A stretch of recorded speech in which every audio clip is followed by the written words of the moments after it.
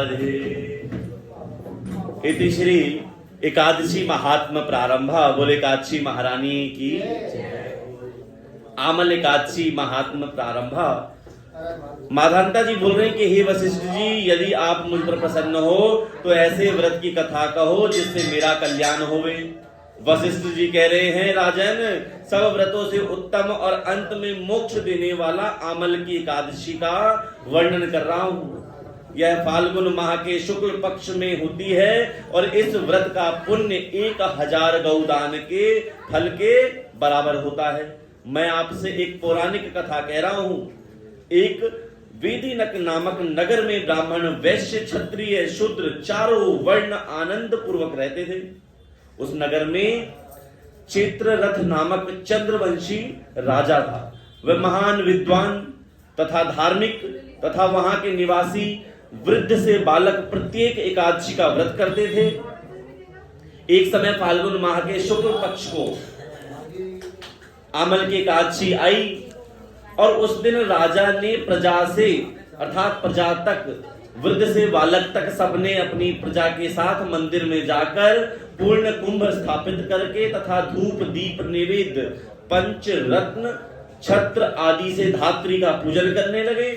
वे सब धात्री इस प्रकार स्तुति करने लगे कि हे धात्री, तुम ब्रह्मा स्वरूप हो, तुम ब्रह्मा जी द्वारा उत्पन्न हो और सारे पापों को नष्ट करने वाली हो। आपको मेरा नमस्कार है। अब तुम अर्घ स्वीकार करो। बोले एकादशी महारानी की। तुम श्री रामचंद्र जी द्वारा सम्मानित हो। मैं आपकी प्रार्थना करता हूं, मैं आपकी प्रार्थना करती हूं, मेरे समस्त पापों का हरण करो। और उस देवालय में रात्रि को सबने जागरण किया। रात्रि के समय उस जगह एक बहेलिया आया। वह महापापी और दुराचारी था। वह भूखा प्यासा उस जगह बैठकर विष्णु भगवान की कथा एकादशी महात्म सुनने लग गया। बहेलिया ने उस रात्रि को अन्य लोगों के साथ जागकर समय व्यतीत किया।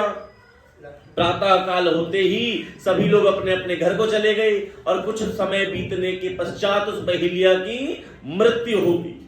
और उस आमल के एकादशी के व्रत तथा जागरण के प्रभाव से उसने राजा विधुरथ के घर जन्म लिया।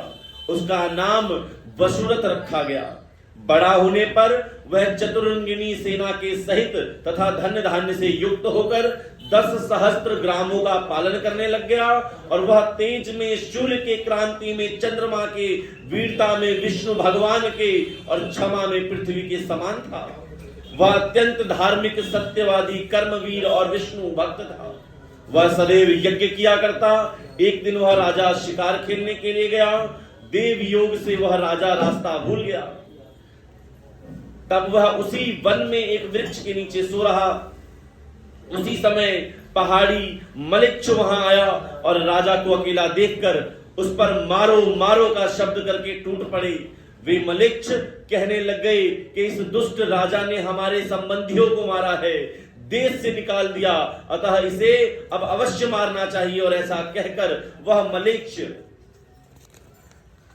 राजा पर अस्त्र शस्त्र का प्रहार करने लग गए और उसके अस्त्र शस्त्र से राजा के शरीर पर गिरते ही नष्ट हो जाते और उनको पुष्पों के समान प्रतीत होते। उन मनुष्यों के अस्त्र शस्त्र उन पर उल्टा प्रहार करने लग गए, जिससे वे मूर्छित हो गए। उस समय राजा के शरीर से एक दिव्य स्त्री प्रकट हुई, जो अत्यंत सुंदर और सुंदर वस्त्रों तथा आभूषणों से अलंकृत थी। उसकी भ्रुकुटी टेढ़ी थी, आंखों से लाल लाल अग्नि निकल रही थी। वह मलेच्छों को मारने दौड़ी और समस्त मलेच्छों को काल के गाल में पहुंचा दिया। जब राजा जागा तब उन मलेच्छों को मारा हुआ देखकर सोचने लग गया कि इन शत्रुओं को किसने मारा है। जब वह राजा ऐसा विचार कर रहा था, तभी आकाशवाणी हुई और कहने लगी कि हे राजन, इस संसार में तेरे विष्णु भगवान के अतिरिक्त कौन रक्षा कर सकता है। इस आकाशवाणी को सुनकर राजा अपने नगर को वापस आ गया और सुख पूर्वक राज करने लगा। महर्षि वशिष्ठ जी बोलते हैं कि हे राजन, यह सब आमल की एकादशी का व्रत का प्रभाव है। जो मनुष्य इस आमल की एकादशी का व्रत करते हैं वे प्रत्येक कार्य में सफल होते हैं और अंत में वैकुंठ धाम को जाते हैं, विष्णु लोक को जाते हैं। बोल एकादशी महारानी की जय। श्रीमन नारायण